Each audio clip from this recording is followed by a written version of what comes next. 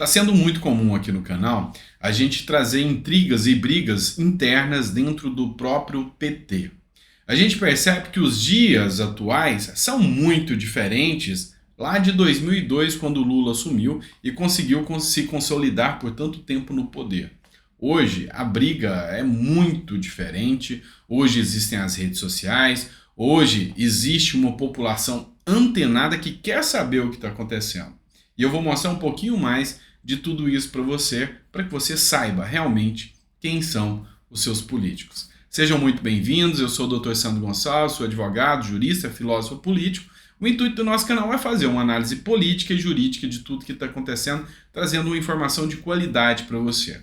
Para você não se perder no tempo, hoje, dia 16 de fevereiro de 2023, esse é o nosso quarto vídeo do dia, o vídeo das 7 horas da noite, e eu espero que você goste do nosso conteúdo. Lembrando você, se não é inscrito, inscreva-se no canal, ajude a gente a fortalecer esse canal, que está trazendo informações de muita qualidade para você. E se não adquiriu o nosso livro 20 Regras para a Vida, adquira, está na descrição, e eu vou falar um pouco mais sobre ele ao final do vídeo. Bora lá? Pessoal, vamos começar trazendo informação importante. Para quem não sabe, esse aqui é o deputado federal Washington Quaquá, tá? Ele é vice-presidente do partido, vice-presidente do PT.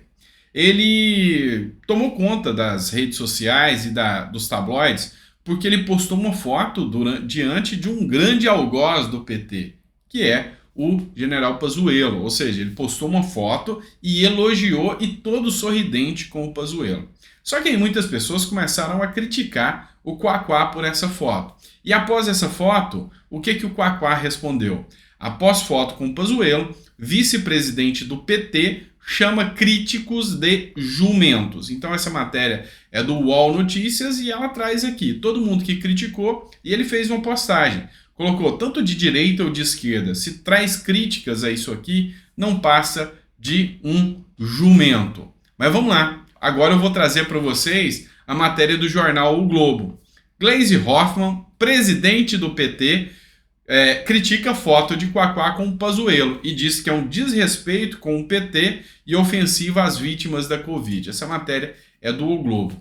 Ou seja, a Gleisi é uma dessas que o Quaquá chamou de jumento. Isso aqui mostra que cada vez mais o PT perdeu a narrativa. Lembra daquela narrativa do companheiro, todo mundo, ninguém solta a mão de ninguém, todo mundo junto? Pois é, hoje com as redes sociais, hoje com o implemento da população fiscalizando e olhando, eles estão se perdendo no discurso. Não estão conseguindo manter a mesma hegemonia de antes. E isso enfraquece o PT, e isso, se a direita souber usar isso da maneira correta, pode ser favorável a eles. Então, a gente está esperando aqui para ver se o Quaquá está certo em chamar todos de jumentos, ou a Gleisi que está certa. Quem você acha que está certo aqui? O Quaquá, que tirou uma foto com o Pazuello e está pouco se importando, fez elogios ao Pazuello, ou a Gleisi que fez as críticas aí? Coloca no comentário, lembrando que Quaquá falou que qualquer um que o criticar é um jumento, né? E a Gleisi criticou. Vamos lá, pessoal, tem muita coisa chegando aqui para vocês. Vamos falar dos atos do dia 8 ainda, continua isso aqui, tá? Ó, hoje a Band Jornalismo trouxe essa matéria aqui sobre a CPI, sobre os atos do dia 8. O PT, quando deu ali aqueles atos que são gravíssimos, atos que não podem ser minimizados, de invasão à sede dos três poderes, assim como já aconteceu pelo próprio MST em 2014, que já tentou fazer isso também, tudo é ato de terrorismo, tudo é ato grave e não pode ser chancelado. Não no sentido técnico terrorismo, eu digo de implantar um terror, né, medo na população, e foi errado sim a invasão dos três poderes, mas o PT que usou isso politicamente de forma extensiva, até que o assunto agora já não está sendo mais uma situação grata, né? Agora o PT quer abafar e quer esquecer o assunto dos atos do dia 8. Por quê? Porque agora a briga é para instaurar uma CPI para que se averigue e realmente traga respostas a nós, que somos a população que bancamos os impostos que são gastos lá no Congresso Nacional, lá no Palácio do Planalto, mesmo no STF, que recebe dinheiro público para estar lá. E o Flávio Dino está correndo da CPI igual o diabo corre da cruz.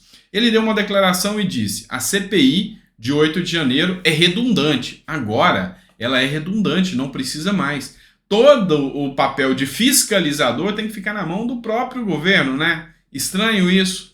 Então ele disse que é redundante e ainda vai atrapalhar a reforma tributária, que não é para mexer nisso, esquece o assunto, abafa o assunto. Mas ele continua falando isso enquanto o STF vem trazendo investidas contra as pessoas, mesmo sem provas suficientes, inclusive a AGU, que é a Advocacia Geral da União, é a advocacia que defende o governo. Ela já pediu, inclusive, condenações definitivas de algumas pessoas que, segundo eles, estavam envolvidas nos atos. Se estavam, tem que ser punidas, mas queremos o devido processo legal. E só para constar, a CPI é um instrumento previsto constitucionalmente, ou seja, está na Constituição a CPI. Então, nada mais justo que utilizar a CPI até para encontrar o devido processo legal e realmente punir todos os culpados. O que nós queremos é que todos, sem exceção, sejam efetivamente culpados. Vamos falar agora de escândalo dentro da própria Lava Jato. Vamos lá. O novo juiz da Lava Jato, ele foi colocado agora a partir do dia 7, tá? Ele é crítico do Moro e do Deltan Dallagnol e ele contesta a prisão do Lula, entende que a prisão do Lula foi uma prisão política. É o Appio, tá? Questiona populismo judicial. O juiz diz que o juiz que ocupa a cadeira, que já foi do Sérgio Moro, é abertamente um crítico dos métodos da Operação Lava Jato. O Eduardo Appio, de 52 anos, assumiu no último dia 7 a titularidade da 13ª Vara de Curitiba. O que eu posso dizer sobre esse assunto com vocês? A Lava Jato foi um marco histórico. Ontem, o Cunha, tá? Lembra-se do ex-deputado Cunha, que era presidente da Câmara dos Deputados, responsável pelo impeachment da Dilma Rousseff, ele deu uma entrevista no Pânico na Jovem Pan, tá? E lá na entrevista ele teceu críticas ao Moro. Ele falou que realmente Moro não deveria ter assumido um papel político. Isso foi um dos pontos principais do enfraquecimento da Lava Jato. Mas uma coisa a gente tem que entender. A Lava Jato foi um marco na história do Brasil. Políticos corruptos viviam com impunidade, faziam o que bem entendiam com a cara da população brasileira e, enfim, a Lava Jato mostrou que a impunidade estava acabando no Brasil. É lógico, eles são fortes, articularam e conseguiram acabar com a Lava Jato e agora colocam um juiz lá que, inclusive, acha que o Lula é inocente, né? Então, a gente já sabe muito bem como funciona o sistema e a gente, sabe, é uma lástima um movimento tão importante como foi a Lava Jato para o Brasil como um todo, o símbolo do combate à corrupção ser dizimado assim, principalmente agora com o governo petista. A gente sabe que o fim da Lava Jato é mudar a narrativa, é mudar a história e talvez a Lava Jato se torne o grande vilão da história. Eles já começaram a fazer isso, inclusive condenando Dallagnol a indenizar Lula por causa de uma prova apresentada. É complicado. O conceito moral do nosso país, acho que vai água pelo ralo ali, vai ralo abaixo ali, né? E no ralo do esgoto, o que é pior de tudo.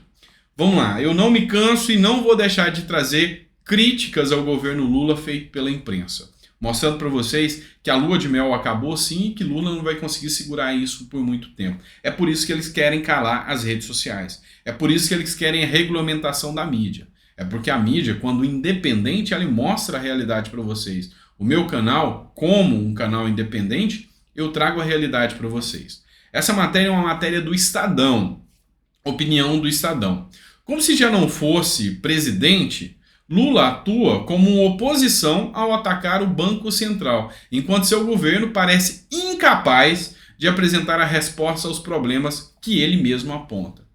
De todas as palavras que foram ditas nesse editorial do Estadão, a palavra que eu mais utilizaria aqui para definir a economia do governo Lula, até o que eu vi até agora, é incapaz. Realmente, incapacidade, ou seja, não teve capacidade. Pegou um país não numa situação tão desastrosa, igual eles dizem, não. Pegou numa situação favorável, com um PIB que cresceu mais do que a China, com um PIB que cresceu mais do que a Índia, com uma inflação controlada, e usa a narrativa para dizer que pegou um país destruído, isso para bancar a quantidade de cargos e companheiros que ele tem que bancar dentro do próprio governo. E quem paga toda essa maracutaia, quem paga toda esse toma lá da cá, esse escárnio com o dinheiro público, é você e eu, que merecemos até um título de otários do ano, né? Mas fazer o quê?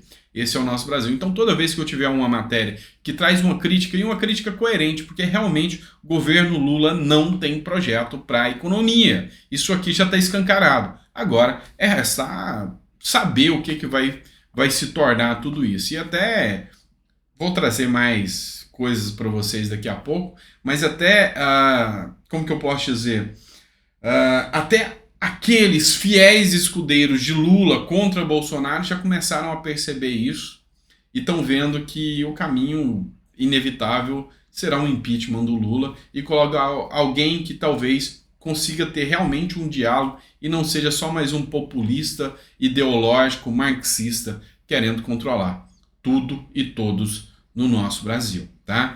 Vamos lá, matéria importante aqui, ó. Uma das formas de controlar tudo, uma das formas de controlar o povo é retirar o seu direito de defesa. STF vem aqui e se presta muito bem a esse papel em conjunto com Lula. Uma decisão do Gilmar Mendes decidiu reconhecer o decreto de Lula como constitucional, aquele decreto que controla as armas, que retira as armas da população. E resolveu também suspender todas as ações que questionavam o decreto e pediam um direito adquirido daqueles que já tinham o direito de ter a arma, vão ter que agora passar por novos procedimentos e perder o seu direito às armas. Ou seja, você controla a mídia, você controla a opinião pública e você tira o direito de defesa da população. Aonde você quer chegar? É simples. Mas tem gente que já está percebendo isso. E eu vou trazer agora uma coisa que vai chocar você. Vai te deixar de cabelo em pé. Esse editorial aqui seria comum, tá? Comum, se não fosse de onde está vindo. Esse editorial é da revista UOL, tá? Do UOL Notícias.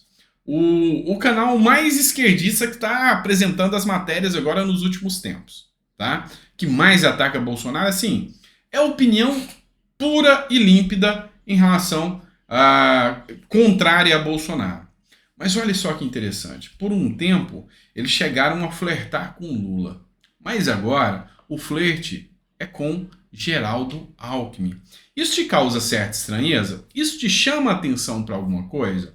Olha só, eles lançaram uma série de matérias, o Geraldo Alckmin que você não conhece, ou seja, enaltecendo quem é o Geraldo Alckmin, aquele que já estava apagado politicamente e de repente se tornou o vice-presidente, o quanto ele é interessante. E olha só, o Geraldo Alckmin nunca sai para tomar cerveja, e aqui ele traz aqui alguns pontos da vida do Geraldo Alckmin, o quanto ele é um bom gestor, o quanto ele é uma pessoa incrível. E coloca aqui, acesse o link da bio para saber mais causos e manias do Geraldo, que ninguém conhece.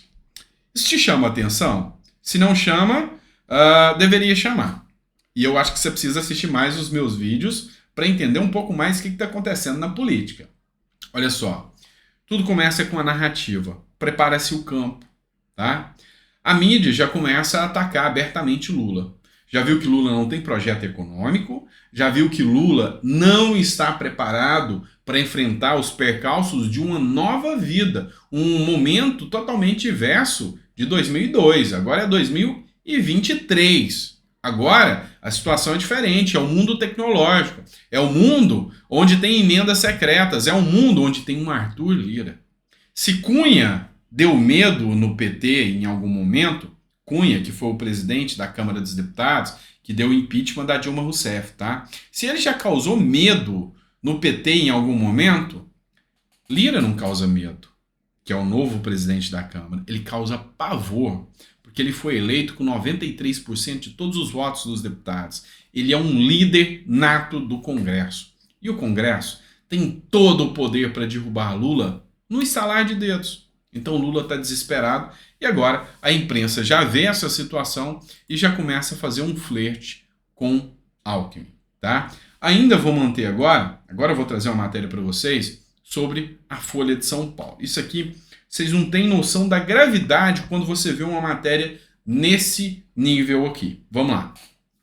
Bolsonaro ficará inelegível, mas não deve ser preso, dizem ministros do STF e do STJ. Oi? Tá tudo certo isso? Um ministro do STF e do STJ, juiz, membro do judiciário, que está sujeito à lei da magistratura, que impede, inclusive fala que é crime, um magistrado dar entrevista, parecer, falando sobre casos que são sobre sua jurisdição. Pois é, meu amigo, o Brasil é o país que o poste faz xixi no cachorro.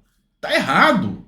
Ou seja, eles já deram o veredito Bolsonaro em 2026? Não. Vamos deixá-lo inelegível. Prender? Não, porque vai pegar mal, vai mostrar para o mundo que nós estamos sendo um pouquinho ditadores, então não vamos prender ele, não. Embora Bolsonaro já acha que tem um risco dele ser preso, sim. Agora a grande pergunta é, Bolsonaro é um risco para a esquerda? Preso. Bolsonaro é um risco para a esquerda? Morto. Bolsonaro é um risco para a esquerda? Livre. Bolsonaro é um risco para a esquerda, mesmo inelegível. Por quê? Porque o Bolsonaro já se tornou uma ideia. E é uma ideia que nasceu em 2002, em 2018, que não vai acabar. Então qualquer nome que estiver apoiado, alinhado ao Bolsonaro em 2026, seja Michele, seja o Tarcísio, seja Zema, vai dar muito problema para a esquerda. E como a esquerda vai agir, não sei, porque eles têm um grande problema. Vamos lembrar que a diferença de votos, lembra disso, foi mínima. Isso num momento em que realmente fizeram um trabalho de desconstrução de imagem gigantesca. E agora que o telhado de vidro é do próprio PT, como fica? Só que em relação ao Bolsonaro, eu vou trazer uma matéria para vocês do Conexão Política. E como que vai ficar? Já ficou assim. Já começaram a agir nesse sentido, de trazer a inelegibilidade de Bolsonaro. Por quê? Tem várias ações percorrendo lá no Congresso Nacional, e uma delas, lá no STF.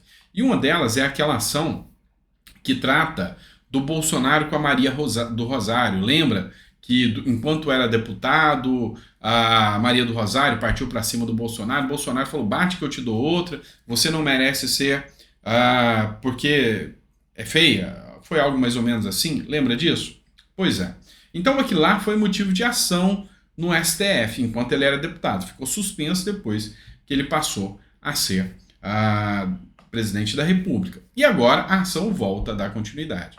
Só que o ministro Dias Toffoli, perdão, não foi o Lewandowski, foi o ministro Dias Toffoli, ele mandou para a Lindora, tá? A Procuradora-Geral da República, que é quem controla o processo. Ela é do Ministério Público, ela é quem fiscaliza e dá ou não a denúncia. E é provável que a resposta da PGR seja favorável ao Bolsonaro. Essa matéria do Conexão Política que tem como título a resposta da PGR ao STF sobre investigações envolvendo Jair Bolsonaro. Então é bem provável que a PGR vai estar eliminando a maioria dos processos que pairam contra Jair Bolsonaro. O intuito deles é a manutenção desses processos única e exclusivamente no TSE, que é o Tribunal Superior Eleitoral. E o intuito, já foi claro aqui, os ministros do STF já contaram, não vamos prender Bolsonaro, vamos só deixar ele fora do pleito eleitoral. E como eu estou falando de pleito eleitoral, como eu estou falando de 2026, eu cantei a pedra e trago para vocês agora. Olha essa matéria do Metrópolis. Janja e Michele Bolsonaro em 2026. O William Wack já falou sobre isso.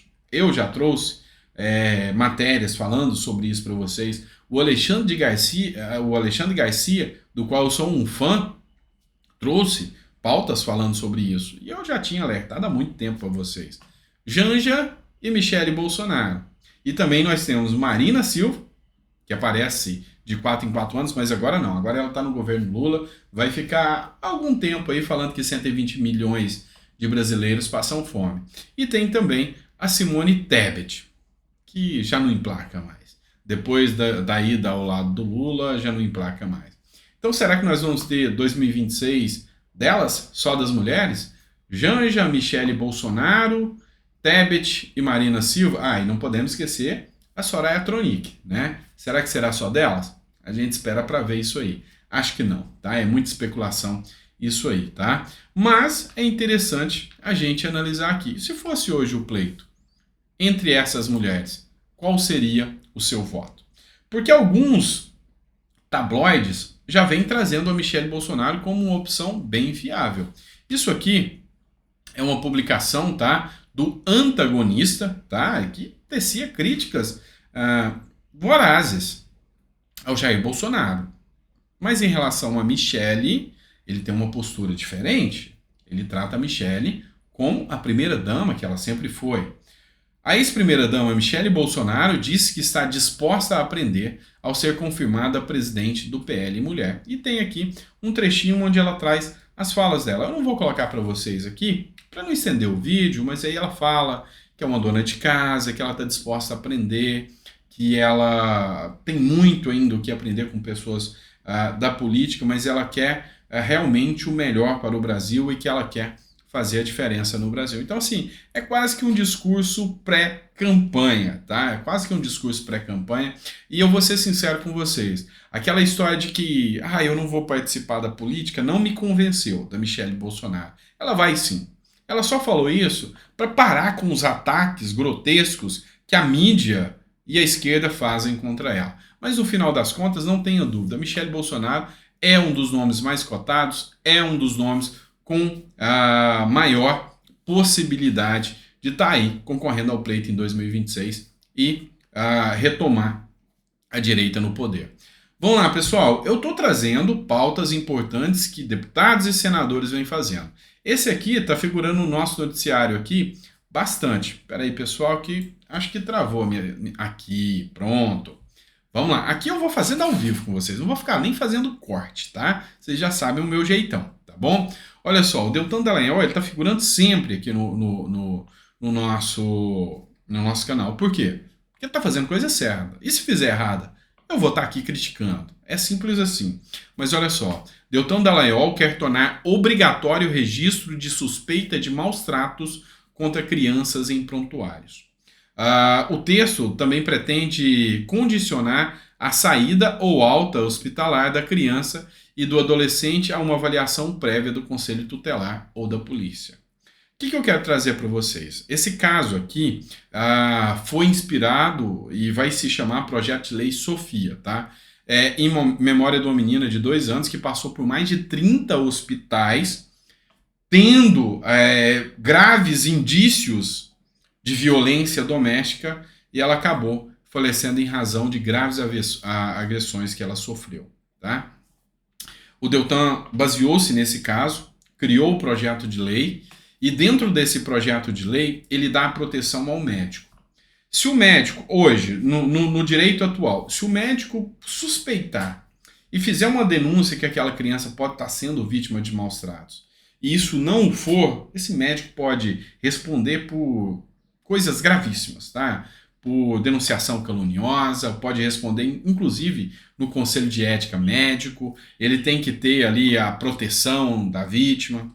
O que o Deltan quer? Que se crie um banco de dados, tá? Sigiloso, onde o médico, ao constatar, ele vai fazer a declaração, Conselho Tutelar e Polícia vai fazer a fiscalização, e o médico ficará protegido de possíveis ações ou sanções posteriores, mesmo que seja comprovado que isso não aconteceu. Então, exemplo, digamos que uma criança chegou com sinais de hematomas e o médico suspeitou que aquilo poderia ser uma agressão doméstica. O médico vai fazer a denúncia, vai notificar a vigilância, né, o Conselho Tutelar, e vai notificar também a polícia. Vamos dizer que a polícia averigua e constata que não teve nada. O pai não vai poder processar o médico. É uma averiguação de rotina. E é essa lei que o Deltan Dallagnol quer trazer para a gente. Então, assim, para mim, mais do que justo e merece palmas e merece parabéns. Tô gostando de ver o trabalho do Deltan Dallagnol, tô gostando de ver o trabalho do juiz Sérgio Moro também, o ex-juiz Sérgio Moro, tá? E reitero a vocês, para mim, Lava Jato foi um motivo de orgulho. E agora, quem sabe a gente tem a bancada da Lava Jato no Congresso forte, não só com 2 membros, tá certo? Vamos lá, pessoal. Quem gostou, ficou até o final, coloca que ficou até o final, é importante o feedback de vocês, é assim que a gente trabalha. Quem não conhece, passe a conhecer o nosso livro, nosso e-book 20 Regras para a Vida, preço pequenininho, simbólico, R$ 5,99, tá? Em vez de pedir Pix, eu mando um material de qualidade para vocês. O nosso livro trata sobre grandes pensadores, frases que marcam a minha vida. Melhoraram como pessoa, melhoraram minha vida financeira, enfim, frases importantes que me fizeram ver o mundo e a política de outra forma. Eu resolvi compartilhar isso com vocês nessa minha primeira obra aqui para vocês, que se chama 20 Regras para a Vida. Então, você já adquire, já baixa o livro, já sai lendo ele na hora, pelo singelo preço de R$ 5,99, e assim também você ajuda a gente aqui no nosso canal, tá bom? E abraço para vocês, eu volto às 9 horas com aquele resumão gigante que eu costumo trazer, tá? Esse vídeo ficou longo, tá? Passou de 20 minutos, 26 minutos, mas o próximo também vai ser, porque tem muita matéria para vocês, tá? Mas eu tento resumir ao máximo. Abraço!